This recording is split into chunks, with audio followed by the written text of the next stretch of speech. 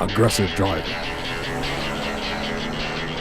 According to Virginia Code 46.2-868.1, a person is guilty of aggressive driving if they are in violation of any of the following.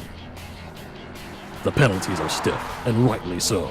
Aggressive driving makes the roads more dangerous for you and your family. But there are 3 common violations spotted and cited by the Fairfax County Police most often. Tailgating or following too closely. It's not just rude, it's perilous. Tailgating makes collision more likely due to reduced braking distance. Following too closely violates the Code of Virginia and can earn you one of these.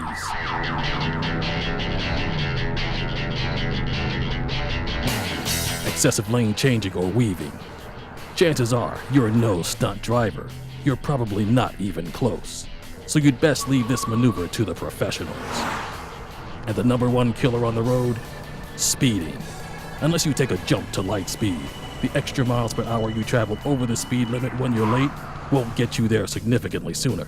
Add passing to the right to excessive speed, and you have the perfect bonehead move.